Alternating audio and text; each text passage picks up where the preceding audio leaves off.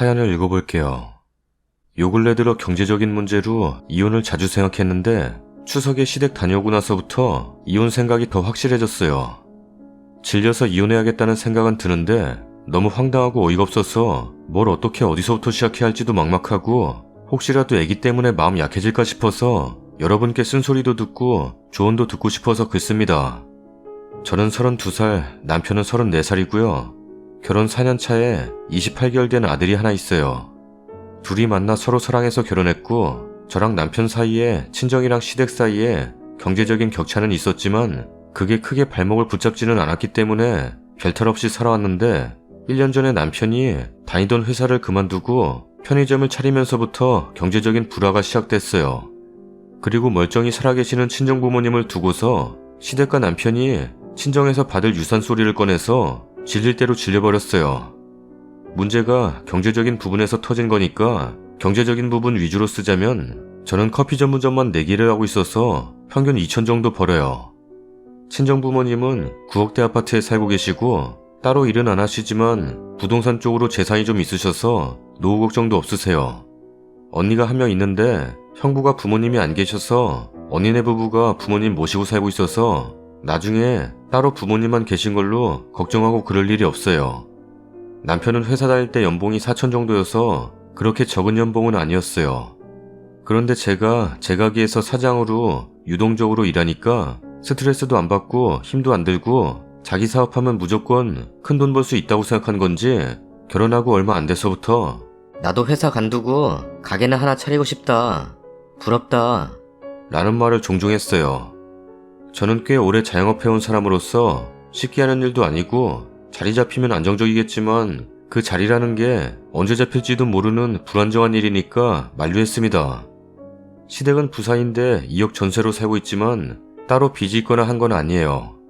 손일 신우 한 명 있는데 신우도 결혼해서 시댁이랑 15분 거리에서 살고 있기 때문에 왕래가 잦아요.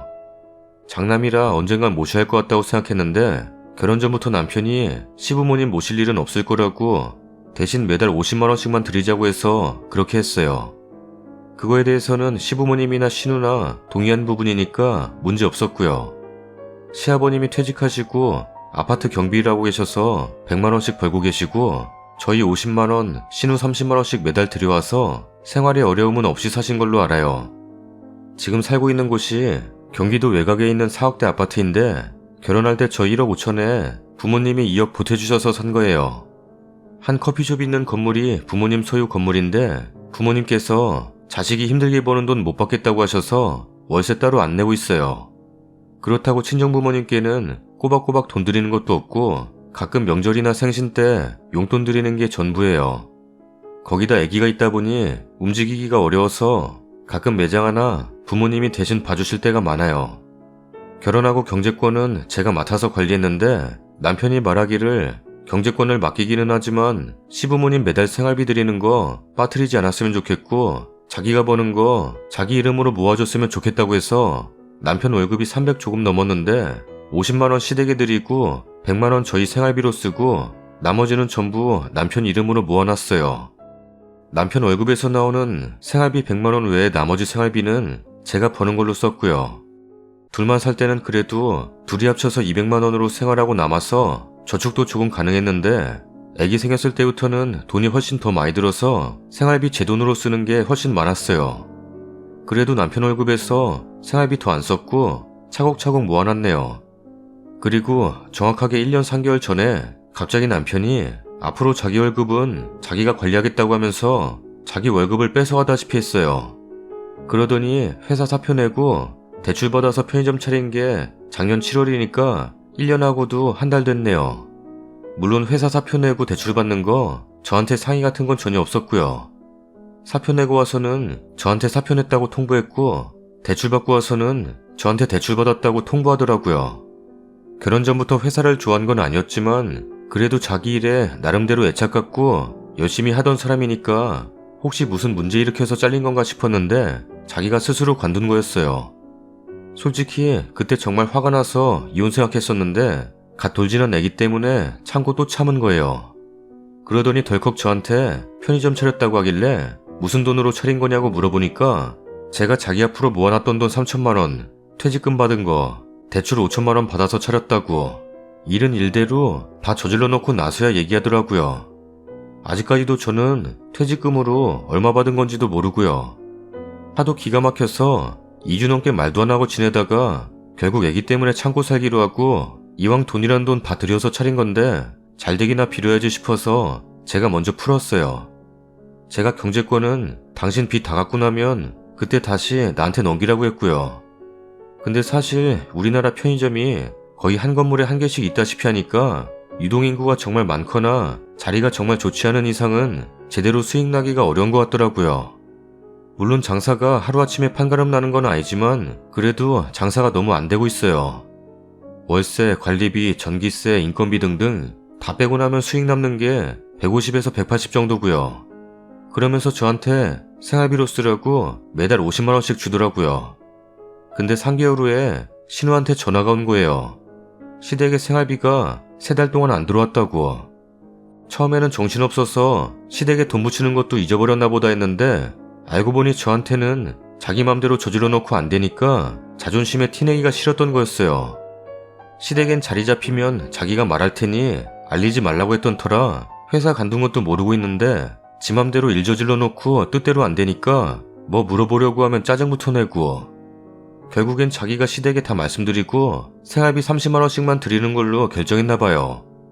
저는 장사가 너무 안 되니까 그냥 접고 다시 직장 구해보는 게 어떻겠냐고 계속 얘기했는데 똥꼬집만 부리면서 1년은 해봐야 자리도 잡고 어떻게 될지 아는 거야. 라면서 화를 낼 때도 있었고 술 먹고 들어와서는 남도 아니고 남편 가게인데 안 되면 와서 들여다보고 같이 해보려고 해야지. 잘 되고 있는 지가게만 돌보네. 겁나 이기적이네. 못해 처먹어가지고. 이 소리까지 하더라고요. 솔직히 제 가게가 한 개도 아니고 4개인데다 애기까지 제가 돌보는데 언제 편의점까지 보라는 건지. 지난 설에는 시댁에 갔더니 시부모님이나 신우나 남편이 일 저질러 놓은 건 안 탓하고 다 저한테만 네가 먼저 장사해봐서 경험이 많으니 좀 도와주고 하면서 해라. 랍니다. 진짜 짜증나더라고요. 솔직히 저나 남편이나 자기 이름 걸고 하는 온전한 자기 가게라면 이것저것 시도해보겠지만 둘 다 가맹점이라 본사에서 정한 룰 안에서 하는 거기 때문에 맘대로 할 수 있는 부분이 많지 않아요. 그걸 아는지 모르는지는 모르겠어도 일 저지른 당신 아들 탓은 안 하고 괜한 제 탓만 하더라고요. 그러다가 남편이 집에 갖다주는 생활비는 30만 원으로 줄고 편의점이다 보니 24시간 하는데 인건비라도 줄여보겠다고 새벽 타임엔 자기가 직접 일하고 그러느라 서로 얼굴 볼 시간도 없었어요. 저는 낮에 일하고 남편은 밤에 일하게 되니까 당연히 애기는 24시간을 저랑만 있고 그러다 보니 애기가 아빠를 낯설어하고 거부하더라고요. 근데 자기 아이기도 한데 애기가 거부하면 어른이고 아빠인 자기가 먼저 다가가려고 노력해야 하는데 제가 애기랑 좀 있어보라고 하면 애가 날 거부하는데 어쩌란 거냐? 라고 짜증내고 차라리 새벽 타임 인건비 내가 줄 테니 애랑 있으려고 노력 좀 해보라고 해도 들은 척도 안 하고 밤에 일하니까 낮엔 자느라 애기가 어쩌다 먼저 옆에 가면 귀찮아하면서 애를 밀쳐버리더라고요. 지금은 애가 아빠 근처에도 안 가는 건 당연하고 아빠 있는 쪽 쳐다도 안 봅니다. 어쩌다 남편이 애기 안고 있으면 애가 엄마 찾으면서 경기하듯이 울어요. 직접적으로 일이 터진 건 2달 정도 전부터라고 보는 게 낫겠네요. 장사가 하도 안 되니까 남편도 지쳤는지 가게 팔려고 알아보길래 이제 정신 차렸나 보다 했더니 장사가 안 되는 게 자리가 안 좋아서 그런 것 같다면서 옮길 생각을 하고 있는 거더라고요. 저는 그놈의 편의점에 이제 2손 2발 닫은 상황이니까 그냥 네 맘대로 해라 하고 있는 상황인데 남편이 갑자기 자기도 매장을 제 카페 근처로 옮길까 얘기하더라고요. 무슨 소린가 했더니 자기는 이쪽 일 처음 시작해서 노하우도 없고 하니까 제 가게 근처로 옮기면 그나마 제가 자주 들여다볼 수 있을 것 같다고 하길래 그럼 지금 나보고 내 매장 4개에 애기 보는 것도 모자라 당신 편의점까지 봐달라는 거냐고 했더니 자기 편의점 옮기면 자기가 애기 데리고 와서 돌보고 있으면 그동안 저보고 다른 매장들 보고 오면 그때 다시 애기 저한테 맡기던가 그렇게 한다는 거예요. 아니면 내가 못 믿어오면 장모님께 애 좀 부탁해도 되지 않냐? 라고 하길래 너무 뻔뻔해서 그 상황 그대로 반대로 말했어요. 그동안 내가 저쪽 매장 보고 올 동안 당신이 애기 봐주고 있었어도 됐을 건데 당신은 그렇게 안 했잖아. 전체적으로 상권 보증금이나 권리금이 더 높은 쪽으로 왜 와? 그럼 당신까지도 매일 출퇴근하면 교통비도 더 들 거 아냐? 그리고 애한테도 계속 차 타고 다니는 거 별로 안 좋을 거고, 무엇보다도 우리 부모님 지금껏 나한테 받은 거 없이 다 베풀어 주시기만 했는데 이제 아무것도 안 해드린 우리 부모님한테 내 자식까지 봐달라고 해야 하는 거냐? 라고 했더니 별다른 말 없이 한숨만 쉬더니 그냥 나가고, 그날은 그렇게 흐지부지 돼버렸어요. 그리고 추석 때 시댁 갔더니 연휴 마지막 날에 시어머니가 얘기 다 들었다. 편의점 옮기고 니들 집도 이사해라. 랍니다. 지금 사는 곳보다 더 비싼 동네로 가라는데 남편이 돈 있는 것도 아니고 시어머니가 돈 주실 수 있는 것도 아니면서 제 집을 제 아들 되도 않는 편의점에 맞춰서 옮기라 마라 하는 것도 기분 나빴지만, 남편이 그런 시시콜콜한 얘기들 전부 시어머니한테 말했다는 사실이 더 기분 나쁘더라고요. 시어머니께는 그냥 저희가 상의해서 결정하겠다고만 하고 올라오면서 남편한테 이사 문제는 시간을 가지고 나도 생각을 해보겠지만 당신 편의점은 당신이 할 거니까 알아서 좋은 방향으로 생각하라고 했어요. 당신이 편의점을 옮긴다고 해도 이사는 안 할 수도 있는 거고, 내가 당신이 편의점을 옮긴다고 해서 직접적으로 도와줄 수도 없으니까 잘 생각해서 결정하되 이후 일들로 나한테 뭐라고 하지 말고 당신이 끝까지 책임지고, 무엇보다도 우리 이야기 나 모르게 어머님한테 말하는 일 다시는 없었으면 좋겠다고 하고 마무리 지었어요. 근데 엊그제 토요일에 시어머니랑 신우가 저희 집에 오는 중이라고 기차 탔다고 전화가 오는 거예요. 그 전에 오신다 가타부타 말도 없었는데 남편한테 전화하니 남편은 알고 있었다고 하고요. 시어머니 집에 오시자마자 저 앉혀놓고 너는 시어미 말이 우습냐? 내가 너한테 여러 가지 많이 시키는 것도 아니고 어쩌다 한 번씩 뭐 하라고 시키는 건데 그럼 시키는 대로 해야지 무슨 말이 그렇게 많냐? 라고 하시면서 언성 높이고 따지시는데 남편은 옆에서 입국 다물고 그냥 다른 데 보고 있었어요. 알고 보니까 시어머니한테 전화해서 제가 이사 안 가기로 했다는 거 말을 또 전했더라고요. 시어머니는 그거 알고 부산에서 신우까지 데리고 달려오신 거고요. 시어머니가 내가 니들 상황은 진작에 얘한테 얘기 듣고 다 알고 있었다. 근데 이야기 들어보니 지금 상황에서 뭐 어떻게 해보든 안 될 것도 없다 싶었다. 그리고 내가 추석 때 그렇게 돌려서라도 알아들을 만큼 얘기했으면 척 알아들어야지. 너는 꼭 내가 입 밖으로 정확하게 말해줘야만 알아듣냐? 얘가 이미 여기저기 둘러보고 다 봤는데 네 가게 주변 가까운 데는 편의점이 없다더라. 그런 좋은 위치가 있었으면 일찍이 네 남편한테 말을 해줬어야지. 넌 무슨 생각하면서 사냐? 얘가 가서 알아봤더니 네 가게랑 같은 건물에 딱 좋은 자리가 있다더라. 그럼 너희 아버지 건물 아니냐? 네가 너희 아버지한테 잘 말해서 얘 편의점 거기로 옮길 수 있게 손 써라. 설마 딸한테는 월세 안 받으면서 사위한테 월세 받겠다는 소리는 안 할 거 아니냐? 네가 중간 역할을 잘해야 하는 건데 넌 네 역할을 해도 너무할 만큼 안 하고 산다. 얘기 들어보니 얘 편의점에 몇 번 와보도 않았다면서 너무한 거 아니냐? 하시는 거예요. 제가 얘기를 듣다가 너무 억울하고 화도 나고 남편 꼴도 보기 싫어서 말했어요. 어머님, 그렇게 말씀하시면 저 서운해요. 어머님도 아시겠지만 제가 가지고 있는 매장만 4개인데 언제 이 사람 편의점까지 보겠어요. 더군다나 어머님도 다 보셨겠지만 애기가 저한테서 떨어지려고를 안 해서 애도 제가 보고 있는데요. 그리고 저희 아빠 건물은 저희 아빠 거지 제가 이래라 저래라 할 수 없는 거잖아요. 이 사람이 어떻게 말씀드린 건지 모르겠지만 회사 간두고 대출받고 편의점 차리는 거 저한테 상의 하나 없이 자기 마음대로 결정한 거예요.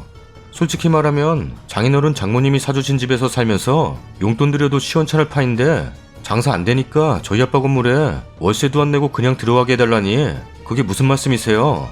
이 사람 30대 중반이고 결혼해서 애까지 있는 사람이에요. 근데 다 커서 지금 일을 이 지경으로 만들어 놓은 것도 모자라서 일은 일대로 벌려놓고 안 되니까 이제 와서 부모님도 아니고 와이프도 아니고 장인어른 장모님 등골 빼먹겠다는 거잖아요.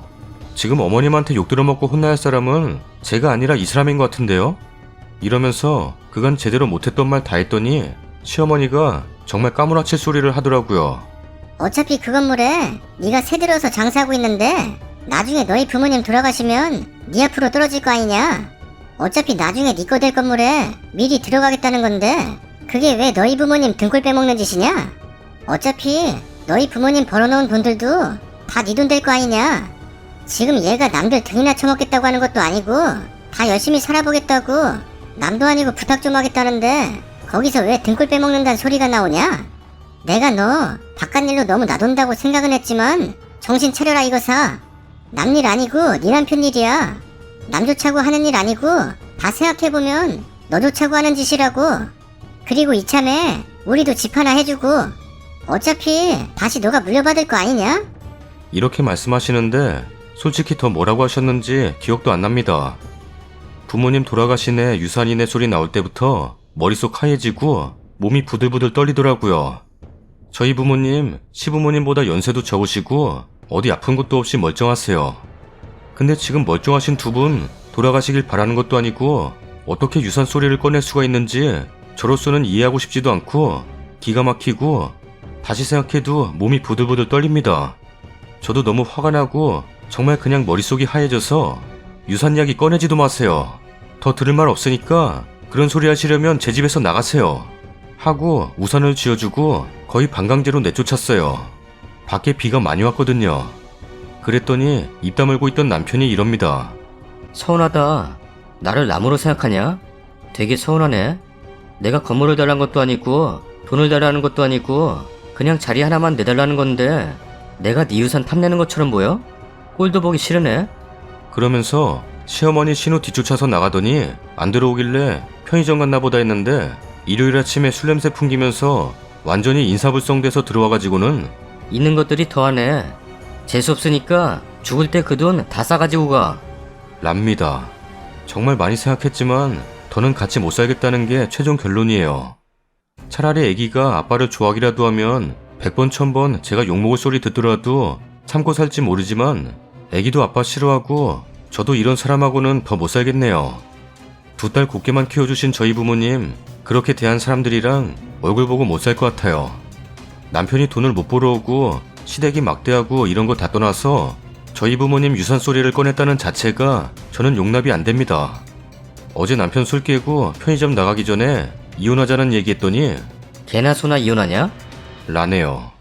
친정부모님한테는 뭐라고 말씀드려야 할지 모르겠어서 아직 말씀 안 드렸고 언니랑 형부한테도 아직 말 못했습니다.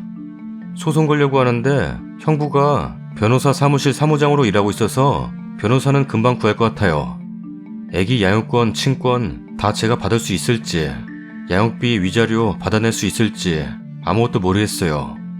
좀 알아보니 소송엔 증거가 필요하다는데 제가 녹음을 한 것도 아니고 혹시라도 정말 만에 하나 애기 뺏기게 될까봐 무섭기는 합니다. 제가 이혼료 소리 들을 건 상관없는데 애기가 아빠 없는 애라는 소리 듣게 될까봐도 걱정되기는 해요. 그래도 이혼 소송하겠다는 생각은 확고해요. 어느 때보다 정신 바짝 차려야 할 때인데 지금 혼란스럽기만 하고 정신이 없네요. 변호사만 찾아가면 다 해결이 될지 돈은 얼마가 들어도 상관이 없는데 아이 제가 데려오는 거에 문제가 생기진 않을지 협의 이혼을 남편이 해주려고 할지는 모르겠지만 제가 협의하고 싶은 생각이 없어요. 양육비 위자료 꼭 받아내야 하는 건 아니지만 저희 부모님을 두고 그렇게 얘기하고 또 지난 제 3년의 시간과 우리 애기가 그동안 못 받은 사랑에 대해서 복수하고 싶어서 무조건 소송할 겁니다. 긴 글 읽어주셔서 감사해요. 다음 사연입니다. 제 나이는 29세. 3년 반을 만난 동갑내기 남자친구가 있습니다. 결혼은 내년에 하기로 하고 이제 구체적인 계획도 세우기로 했어요. 작년까지만 해도 안 그러시던 예비 시어머님의 행동이 좀 이상하게 느껴진 건 6개월 전부터네요. 아직은 남자친구 어머니라고 하는 게 좋겠네요. 자영업을 하시는 남친 어머님이 처음으로 저를 가게로 한번 부르셨습니다. 남자친구를 통해서 어머님이 너랑 결혼하라고 하신다, 빨리 장가가라고 하신다는 말씀만 들은 상태고 한 번도 뵙지 않았었다가 그날 제 연락처를 어떻게 아셨는지 전화를 해오셨습니다. 가게로 한번 와서 얘기 좀 하자. 대신 아들한텐 말하지 말고 오너라. 처음 뵙는 남자친구 어머니인지라 떨기도 엄청 떨었고 갑작스럽게 당일 연락을 해오셨기에 선물을 어떤 걸 살까 고민하면서 늦지 않기 위해 퇴근 후 부랴부랴 달려갔습니다. 인사를 하고 의자를 내주셔서 조심스럽게 앉았는데 이렇게 말씀하셨네요. 녹음을 한 게 아니니 덧붙이거나 빼지 않고 기억나는 대로 적을게요. 예전엔 사는 게 녹록치 않고 먹고 사는 게 힘들어 교회도 안 나가고 생업에만 열심히 했는데 그래도 신을 놓지 않고 기도하다 보니 이제 좀 숨이 트이게 되었다. 다시 내 안에 신앙을 찾고 보니 아들 짝은 내가 신앙으로 고르는 게 맞다는 생각이다. 왜 그랬는지 아무 말도 입도 못 대고 왔습니다. 말씀 끝나시자마자 올 손님이 있으니 얼른 가봐. 난 개인적으로 입이 무거운 사람이 이쁘더라. 라고 하셨네요. 오늘 나눈 말은 아들한테 말하지 말란 말씀이어서 남친한테 말 못하고 눈치만 보고 있었더랬죠. 제가 바보였었던 것 같네요. 아, 어머니가 반대 아닌 반대를 하시는구나. 그래도 남자친구한테 말해서 풀어나가야겠다는 생각으로 말했습니다. 처음에 내용은 말 안 하고 어머니가 부르셔서 다녀왔었다고 어머니께서 우리가 알고 있는 것하고 다르게 생각이 다르신 것 같다고 했습니다. 다음날 남자친구가 하는 말은 엄마는 너 만난 적 없다고 하시는데 어떻게 된 거야? 라고 묻더라고요. 그리고 몇 시간 후 카톡이 왔습니다. 여자친구한테 잘해주고 이뻐해 주려무라. 너도 있는 돈이지만 엄마가 돈 좀 붙였으니 맛있는 거 사 먹여. 이런 내용이었어요. 제 칭찬 일색이었고요. 그 뒤로도 남자친구가 조금 늦으면 저에게 문자를 하셔서 일찍 보내라. 같이 있으면 말하지 말고 일 있다고 들어가라고 해라. 처음엔 말 안 했다가 이건 아닌 것 같아서 남자친구에게 보여줬습니다.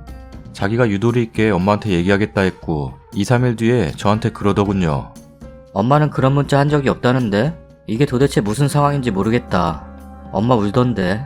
엄마는 아니라고 하고 넌 그렇다고 하고 우리 엄마가 그런 말씀하실 뿐이면 너 맛있는 거 사주라고 하시겠냐? 라면서 저를 이상하게 보네요. 그래서 제가 대리점 가서 문자 내역 확인하자 했더니 됐다고 없던 일로 하고 넘어가자면서 말을 안 하려고 합니다.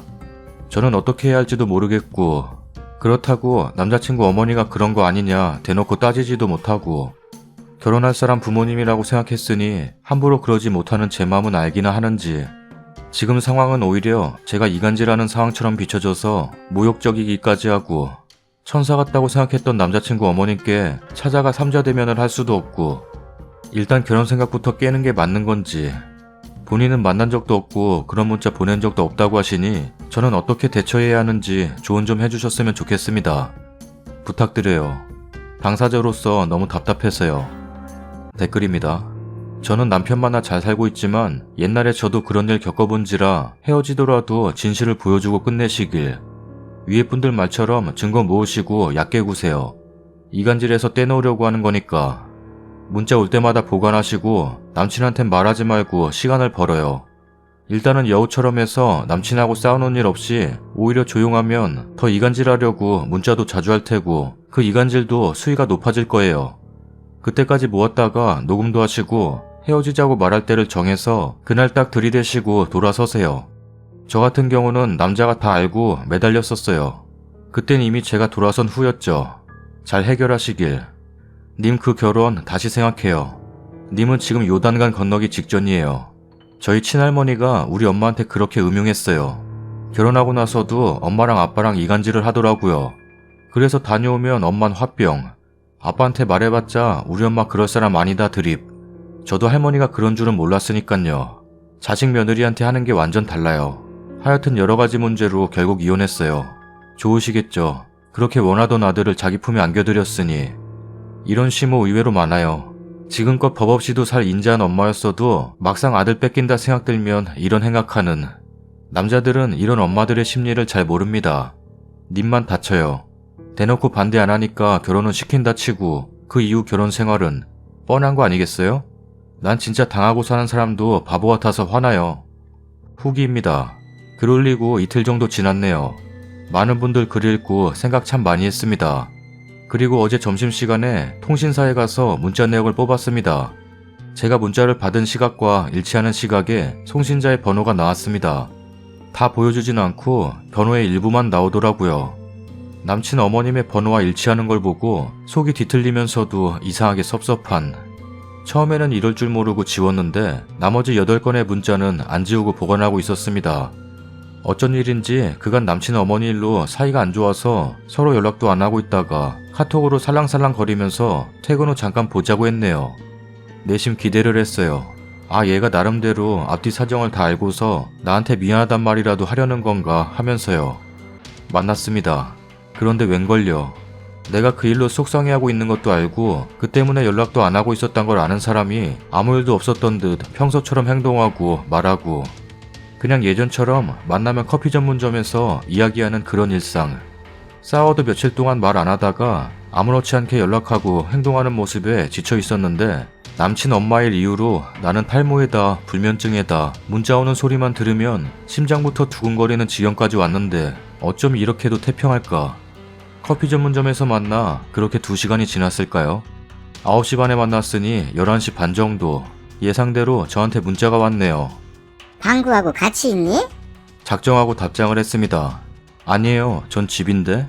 아직 퇴근 안 했나 모르겠네요. 남친을 바로 앞에 두고 아무렇지 않게 거짓말을 하고 무음으로 해놓고 주머니에 넣어뒀어요. 6개월 전부터 남친이 늦으면 당신 아들보다 저한테 먼저 확인을 하시곤 하셨으니 옆에 없다고 하면 남친에게 연락을 하실 거란 생각이 들어서 말입니다. 역시나 이번엔 제 진동이 아니었고 남친한테 카톡을 하셨네요. 왜 저한텐 문자로 하시는지. 남친은 한참을 휴대폰을 만지작거리면서 제 눈치를 보는데 아 어머님이구나 생각이 들었습니다. 엄마한테 카톡 왔는데 너랑 밥 먹고 있다고 보냈어. 라고 합니다. 그러냐고. 그리고 조금 있다 저한테 문자가 와 있었습니다. 마음이 불결한 사람은 거짓말도 잘한다지요. 각오했지만 순간 뱃속이 아리고 가슴이 탁 막히는 것 같았습니다. 아 정말 이건 아닌데. 뻔히 보이는 드라마에서나 나올 법한 레파토리 한가운데에 있는 제 모습이 얼마나 멍청하고 못나 보였는지. 정말 이건 아니다. 이건 정말 아니다. 정신이 번쩍 들어서 화장실에 갔다가 거울 한번 보고 남자친구한테 말했습니다. 실은 아까 문자가 하나 왔는데 너랑 같이 있냐고. 그동안 어머님이 아니라고 하셔서 아 어머님이 아니고 누가 장난치나 생각하고 기분이 너무 나빠서 일부러 너하고 같이 없다고 보내버렸지. 근데 이런 답장이 왔네? 근데 아까 나랑 같이 있다고 했다면서. 내가 뻥친 거 알 사람이 어머님뿐인데 이상하네? 그리고 남자친구의 표정이 일그러지면서 저한테 이렇게 말했습니다. 네가 우리 엄마 봤어? 너 가게 갔었다고 했지? 우리 엄마 뭐 입고 있었니? 안경 색깔은 뭐였고 그날 뭐 입고 계셨는데 내 마음 맞는 사람하고 결혼하라고 내가 좋으면 본인도 좋다고 말씀하시는 분이 엄마가 그랬다고? 어떻게 생기셨는데? 말해봐. 우리 엄마 봤다며. 가게도 갔었다며. 그게 우리 엄마인지 아닌지 어떻게 알아? 어떻게 확신하는데? 그리고 또 뭘 했던지. 전 말문이 막혀서 입만 벌리고 있었네요. 말하고 있는 문장보다 더 가슴 아팠던 건 눈빛이었네요. 당장이라도 죽일 것 같은 눈빛 말입니다.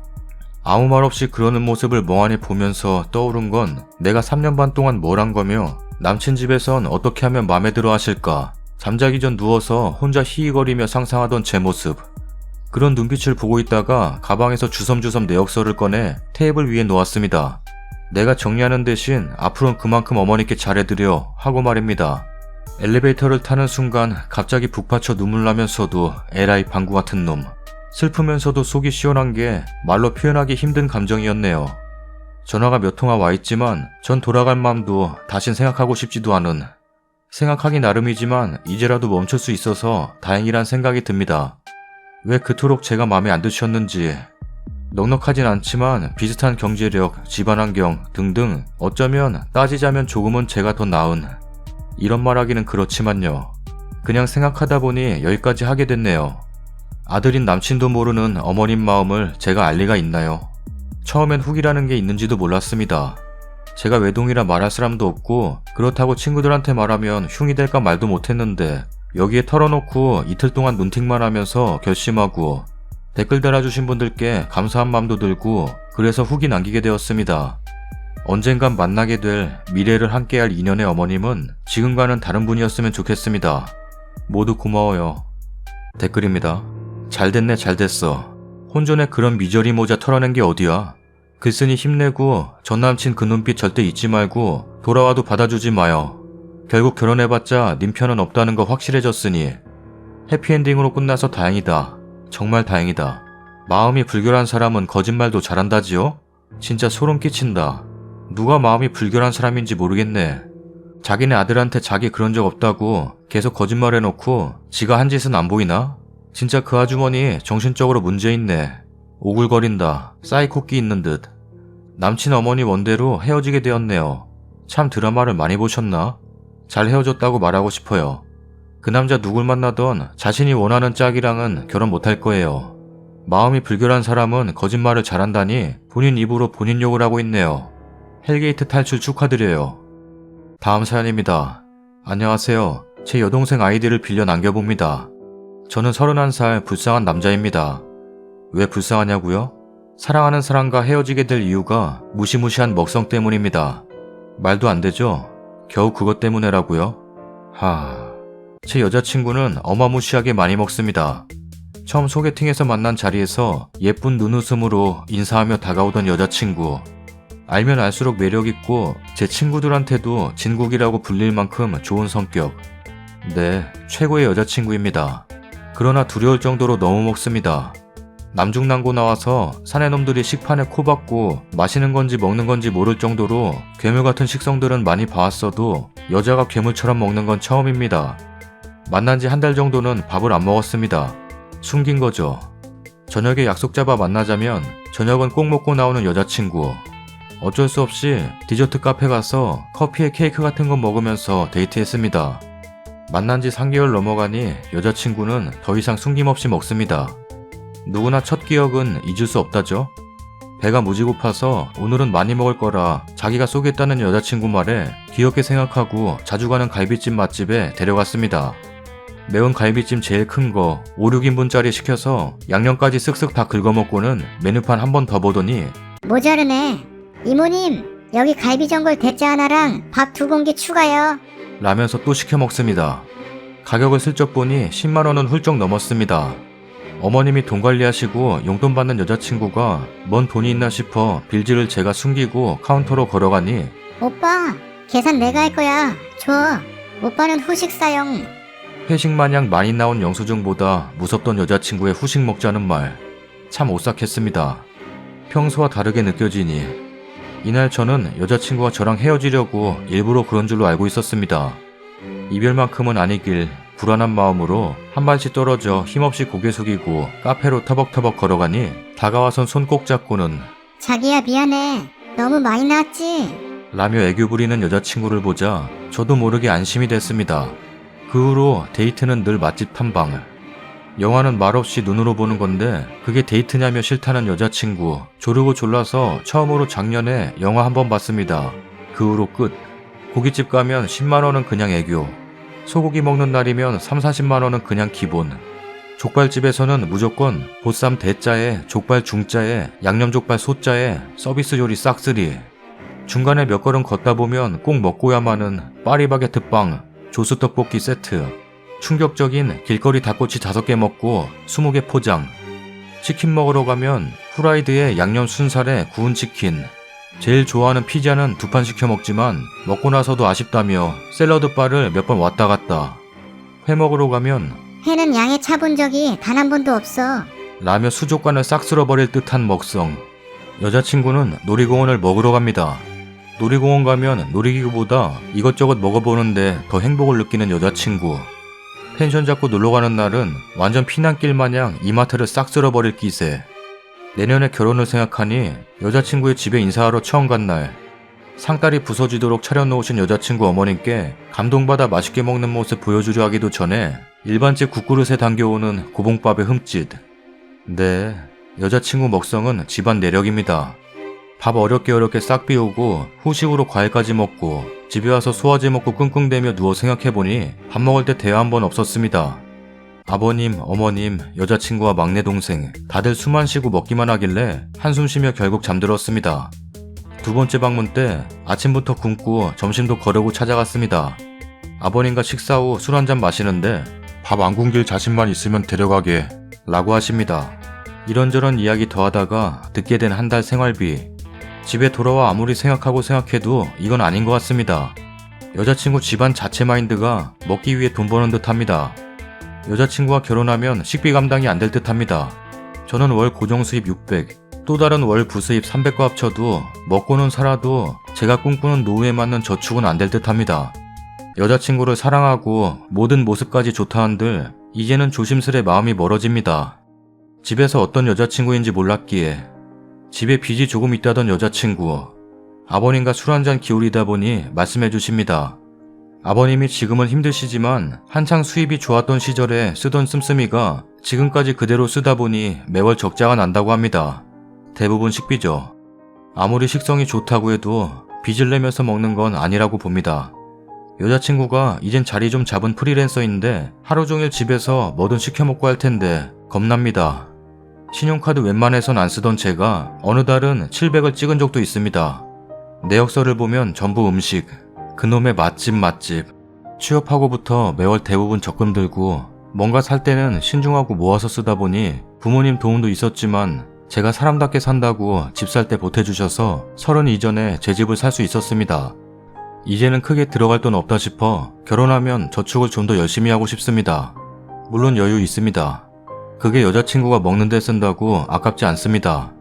허나 저도 사람이고 준비된 한 아이의 아빠가 될 테고 든든한 남편이 돼야 할 텐데 어찌 보면 사랑하는 와이프가 먹는 걸 텐데 저 참 쪼잔하고 나쁜 놈입니까? 신혼과 노후는 행복하길 바라기에 여행도 다니고 여유 있는 부부 생활을 원합니다. 기념일에 와이프에게 예쁜 꽃과 멋진 반지를 선물하는 게 제 꿈이지 족발 줘서 행복해하는 와이프가 아닙니다. 여자친구는 제게 말합니다. 번 돈 엄마한테 다 줬는데 생활비에 다 쓰셨어. 그래서 모은 돈이 없어. 근데 내가 집에서 실컷 맛있게 먹고 했으니까 후회는 없어. 몸만 와도 돼. 근데 이제는 그렇게 생활비 못 쓸 거야. 뭐? 우스갯소리가 아니라 하루에 한 번은 배달시켜 먹을 거고 일주일에 2번 외식은 해야 돼. 랍니다. 평범한 사람 둘이서 외식하면 7, 8만 원 나옵니까?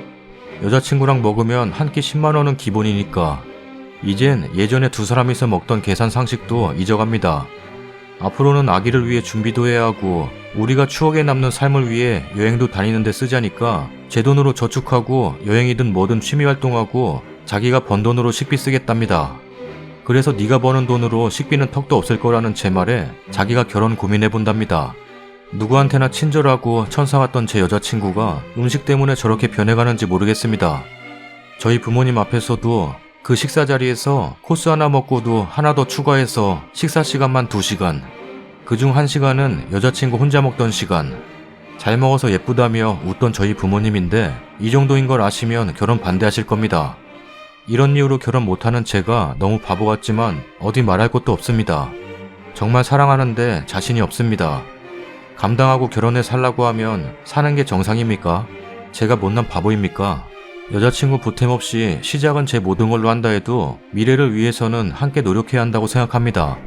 한 달에 500 이상을 먹는 데 쓰고 그 외 생활비 포함하면 답이 없을 듯 합니다. 2달 전 뷔페에 같이 가서 10접시는 후딱에 치우고 집에 가서 톡 하나 옵니다. 짜파게티 5개 끓이는데 너구리 몇 개 넣지? 라는 톡을 보며 두렵던 제 자신. 다른 분들은 감당하는 게 맞는 겁니까? 댓글입니다. 너무 과해요. 건강엔 아무 문제 없나요? 밥 안 굶길 자신 있냐는 말이 소름 끼치게 들릴 줄이야.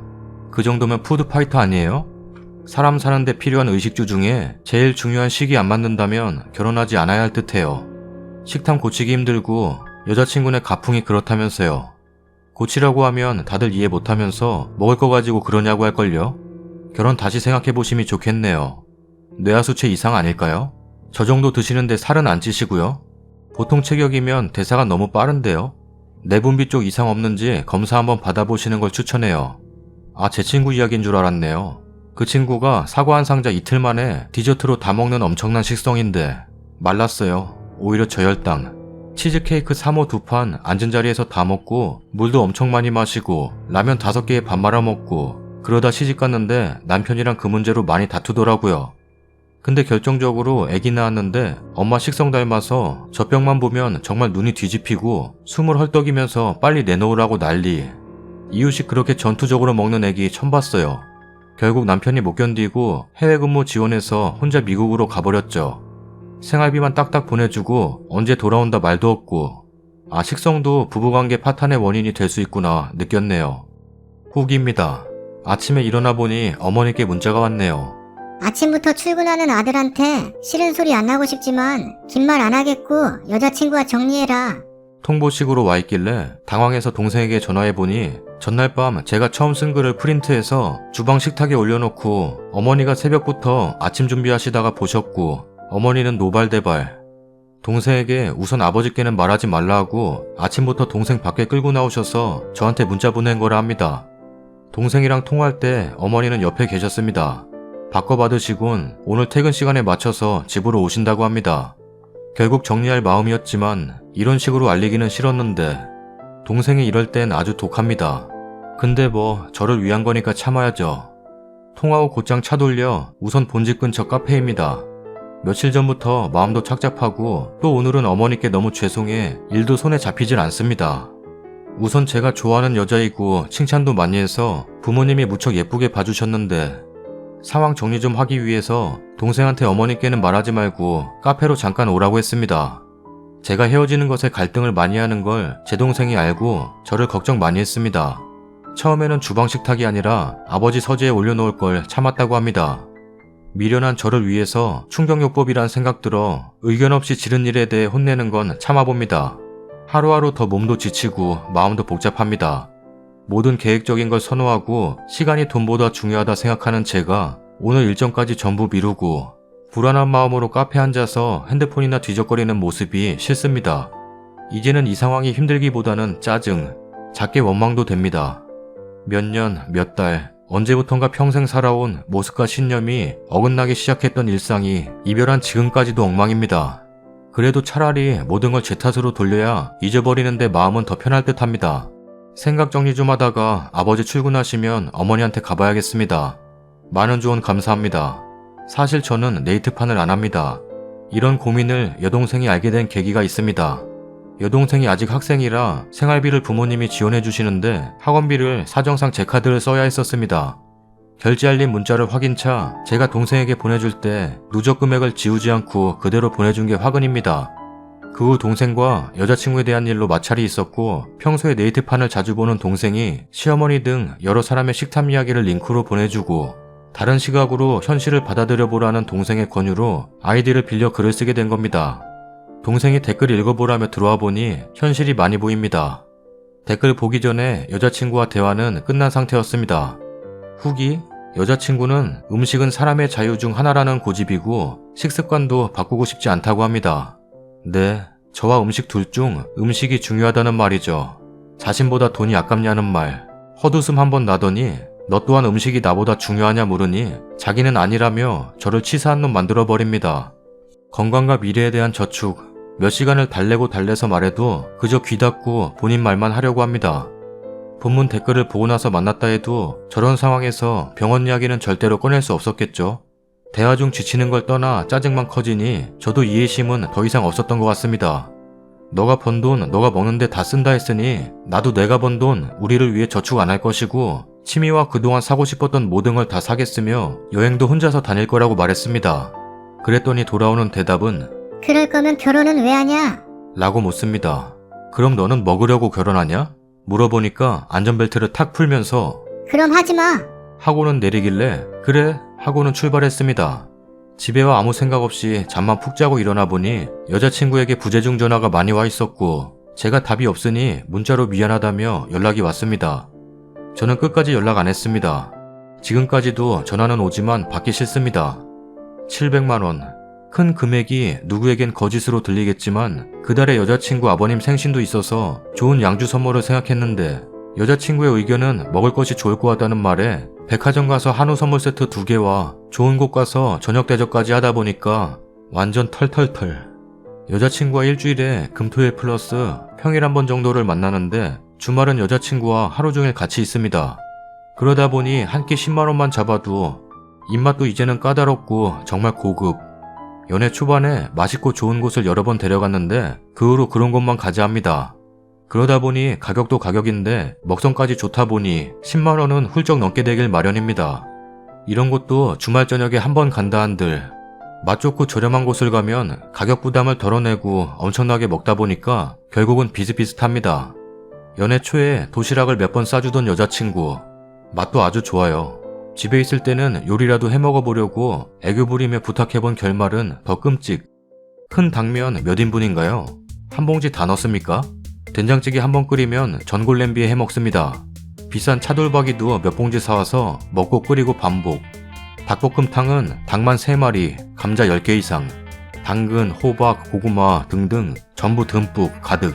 고기 요리는 무조건 키로로 사와서 야채며 뭐며 이것저것 듬뿍 넣다 보니 잔치 요리 마냥 정말 엄청나게 푸짐합니다. 먹성도 좋은데 손도 무척 큽니다. 식당 가서 먹을 때는 남기는 일이 거의 없지만 만들어 먹을 땐 먹을 양보다 더 많이 만들어 놓습니다. 그 먹성으로 남길 만큼 더 만든다는 건 정말 학창시절 급식에서 볼 듯한 어마어마한 양. 한두 번 말해봤습니다. 이렇게 하면 낭비라고. 이 많은 거 누가 먹겠냐고. 본인이 다음날 먹겠다고 하더니 결국은 안 먹어서 전부 다 버립니다.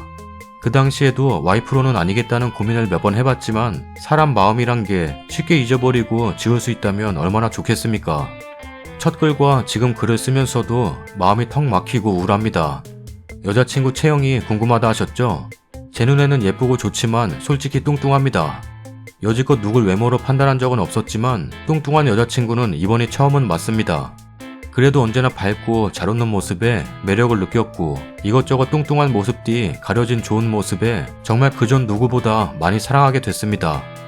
친구들과 처음 본 날 친구들이 저에게 여자친구가 좀 심하게 뚱뚱하다며 놀래서 말했지만 한두 번 보다 보니 성격이 정말 좋다며 이젠 꼭 결혼하라고 말하기도 합니다. 하지만 친구들도 모르는 먹성.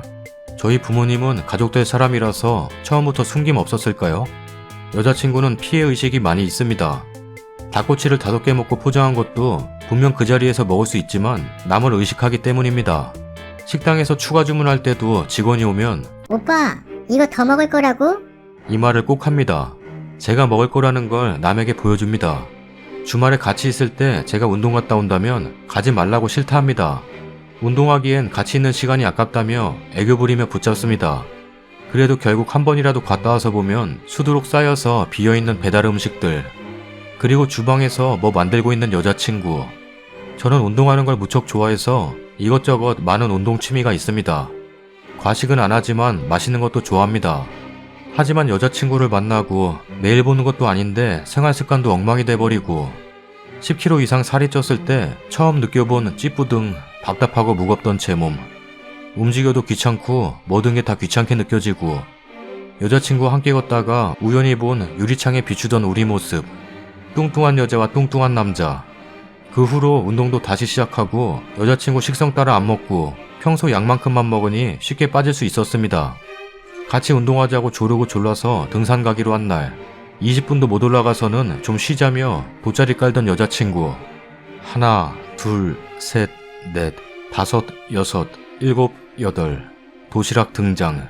출발 전 제 가방에 뭘 집어넣더니 그날따라 짜증날이 무거운 이유가 있었습니다.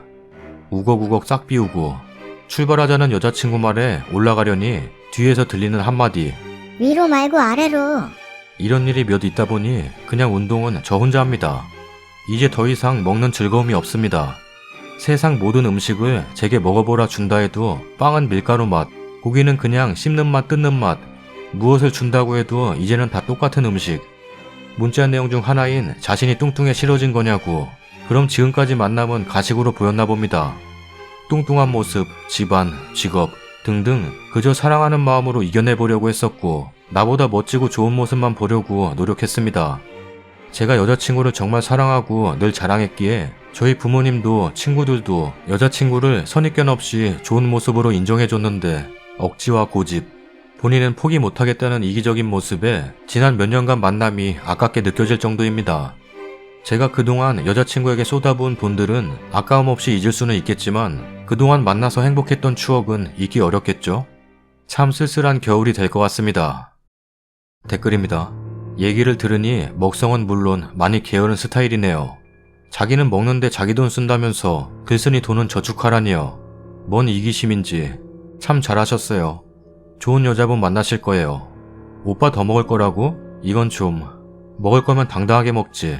많이 먹는 게 부끄럽긴 한가 보네요. 이전 글에서는 그냥 식성 대단한 여자친구로 봤는데 이 글 보니까 이기적인 여자였네요. 자기가 뚱뚱해서 싫어졌냐고 물어보는 것도 본인은 바뀔 마음이 전혀 없으면서 상대방은 오로지 본인을 이해해주길 바라는. 힘들겠지만 글쓴이 선택이 옳다고 봅니다. 힘내세요. 싫다. 많이 먹는 게 싫은 것보다 뻔뻔하고 이기적인 모습이 더 싫다. 자기가 먹는 거랑 살찐 건 부끄러운 줄 아나 보다. 한 달에 몇백으로 식비가 나가는 게 정상인가? 아우, 그만두길 잘하셨습니다. 난 먹으면서도 부지런하고 날씬한 줄 알았더니 그냥 지 입만 살아있는 돼지네. 저 정도 먹으면 사람이라고 부르기도 미안하다. 저만큼을 먹고 정말 운동 엄청 하는 사람 아니면 100kg 그냥 찌겠다는 생각은 들었었다만 뚱뚱하단 말이 없어서 그럼 대신 엄청 부지런하고 자기 관리가 잘 되나 보다 했는데 그냥 지 먹고 싶은 대로 앞뒤 없이 다 처먹어야 되는 거였어. 먹는 만큼 살찐 모양인데 진짜 와, 결혼은 고사하고 저렇게 먹어대는데 연애라도 할 수 있다는 게 신기하다. 식탐이 무시무시한 수준이네 진짜. 위장도 실시간이 필요한 건데 주변에 아무리 잘 먹는다는 여자들 봐도 설령 잘 먹는 남자를 봐도 그란의 여자친구처럼 먹는 사람 실제로 본 적이 없어요. 그래서 사실 자작인 걸까 싶을 정도로 너무 먹는 것 같아요 그분은. 친오빠 혹은 친남동생이라 생각했을 때 전 무조건 말릴 겁니다. 하늘이 두 쪽 나도 말릴 거예요. 글쓴이님 어느 정도 마음 정리하시는 것 같은데 흔들리지 마세요. 혹시라도 정 흔들릴 때는 나중에 태어날 아이가 엄마의 식습관을 담는다고 생각하시면 안 흔들리실 거예요. 힘내세요. 뚱뚱한데 게을러, 이기적인데 피해의식까지 있어. 외면에 상관없이 자신감 있고 자존감 높고 인생 멋있게 사는 사람은 나도 멋있어 보이는데 글쓴이가 말하는 멋지고 좋은 모습은 도대체 뭐였던 걸까요? 그건 나도 잘 모르겠고 40kg 시어머니가 120kg 제주도 흑돼지 옆집 아줌마를 밟아버렸습니다. 왔다 재밌겠다. 40kg가 120kg를 어떻게 이기지? 특공무술 배웠나? 나 저거 보러 갔다 올게.